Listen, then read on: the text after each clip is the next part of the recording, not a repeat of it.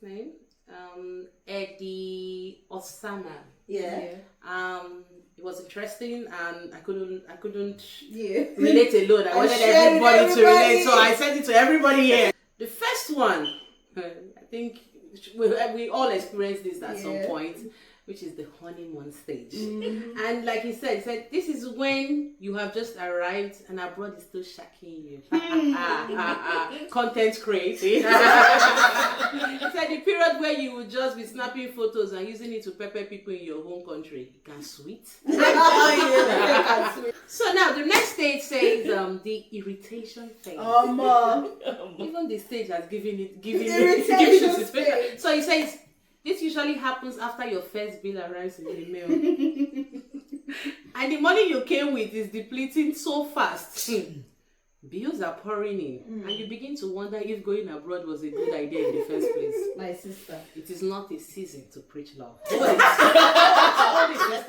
Anyway, the next stage is the adjustment phase.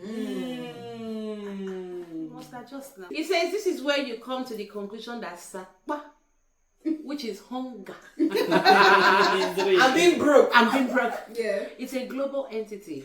Sometimes you even cry when waiting for a bus. It's like deep winter. Tell me. You say, now you know bills are part of life and going back to your home country is non-negotiable. At all. Have you imagined that you sold your community land just to come abroad? Are you going back to it? Yeah. So, the last stage. And the last stage. Maybe in the future another stage will come, but let's deal with the last stage. We're keeping it to Eddie's breakdown.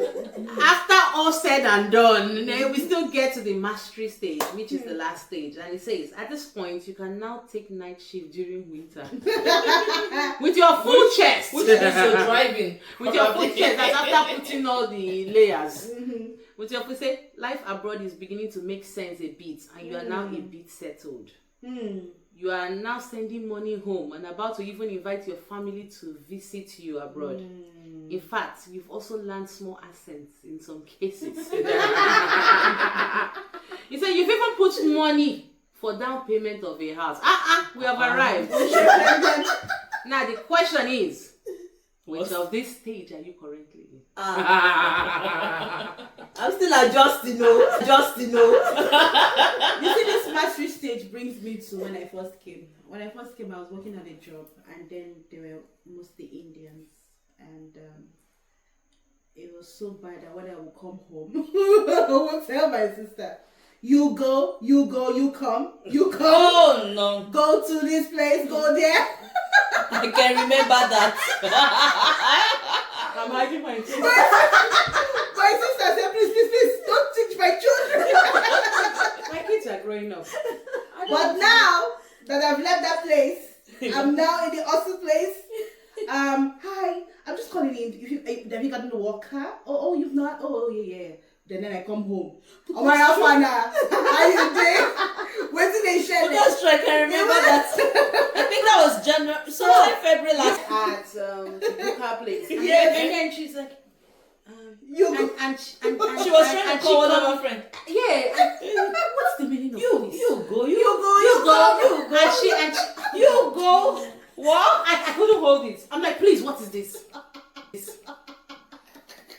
It's mastery, baby. I was mastering my environment. You go here, you behave like the Indians. You go here, you behave like the Aussies. You come home, you behave like a Nigerian. Mastery 2.0. Please don't master something. It was just wrong. At some point, I remember I was saying to her yesterday. Now I've been speaking to her. You see? I'm very easy.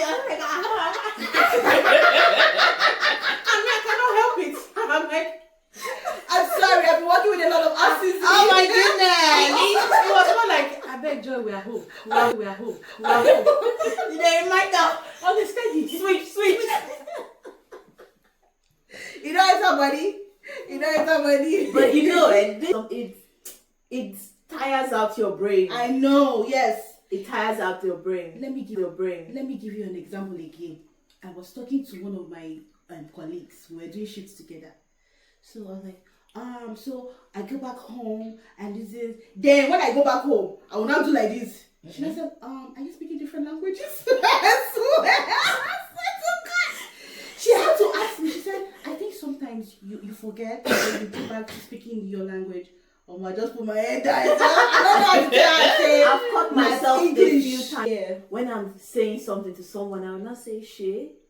Yeah, Abby. You know, another thing is when you're not even talking to your colleagues and you pick up your phone and you're talking, maybe I call you. Yes, you sound like a. Yeah, you're not finished. What language was it you spoke? I swear, they don't believe it's English. Afrikaanski. I said. Like a few times it's just slipped out, and then when it slips out I'm like, oh my God. Well, I feel for me as a Yoruba girl, sometimes even when you're trying to speak that thing, the intonation will just change the sound of everything. And even you yourself like, oh, what's that just talk? You know, I would always never ever, and all of us that work with UNHCR are those days never forget. When someone we're going to the same place, Wynyard Station, I'll never forget.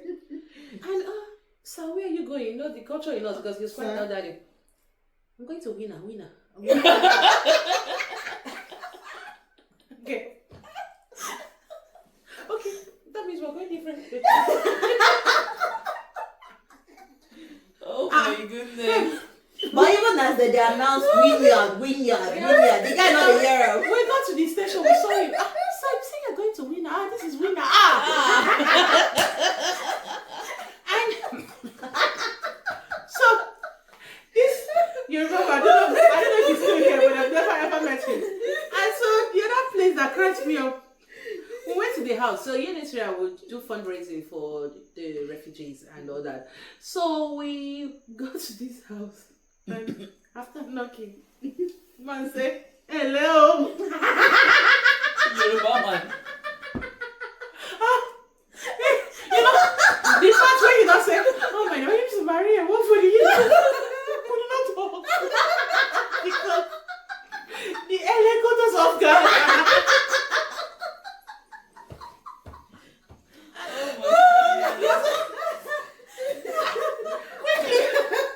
I'm sorry. Oh, then I'm sorry, my name is Maria, I'm coming from you. Oh my God. No. But I think this even boils down to integrating into the society, that you now live in. Integrating into the society. You know, What is hello? It's just like a friend of mine too that we're going with. He was greeting his Chinese neighbors.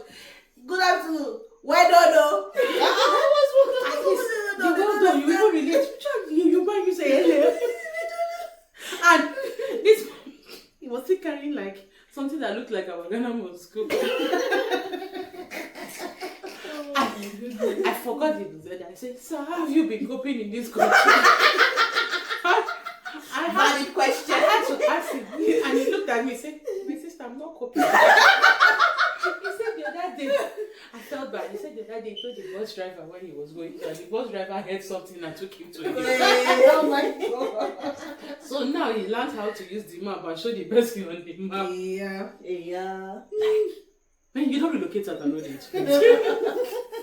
You can't, but man. I think all the stages, you can be at one stage this minute and you can be on another. Yeah, it switches. It's not like. I think it depends on the current situation. Yeah, and for people back home, you know, this mastery stage that we talk about, when we even send money, do you know that what we make is just enough for us to survive?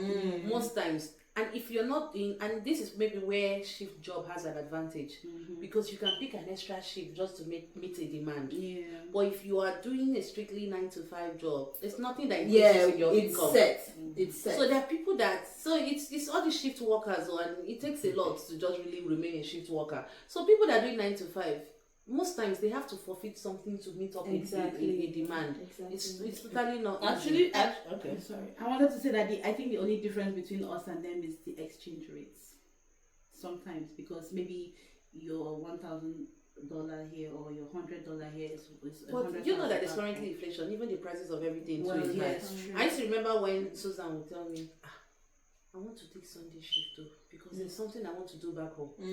So that money is for that. It's for that purpose. It's for that purpose. I think I will adopt Because that. your other income is okay. So you have to hustle for an extra shift. Yeah, I think And that was just that. Yeah. Well, for me, I actually feel like there is really no perfect stage for everyone because right now, aside from the honeymoon stage, I actually feel like I juggle the 3 stages. I'm trying to adjust, and then when some like requests, like for example, which day my mom was asking me that, hey, have you heard from your dad? I said no. It was just no. I don't want to hear Irritation stage. I don't want to hear. Don't preach to me about love. This is almost the month's end. New month is coming. Another expenses. I don't want to hear that. It's like sorry. Everyone has to see it. I know. I think everyone can really relate to this. Yeah. Well, it's pretty interesting. But anyway, thank you so much for joining us on today's episode. We hope you can relate to something, even if you are in Nigeria self. I'm sure you still experience one of these. Yeah, because for example, you probably relocated from Ekiti to Lagos. Exactly. You can still all relocate and relocate. All relocate and relocate. Even without relocation self, you get. Even without relocation self.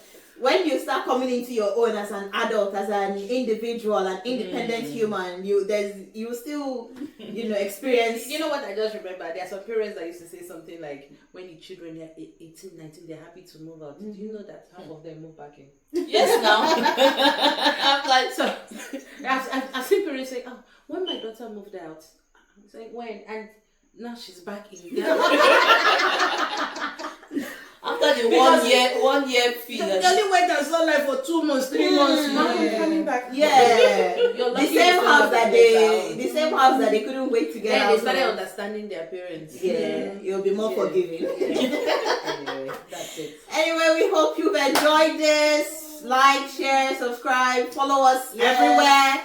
And any comments, leave it in the description box. Yes. Our email is somewhere down there. Send us your experiences. So if you want us to read out your story, send it to us. One of us will pick it up and then we'll run with it in one of our episodes. Yeah. Until next time, bye.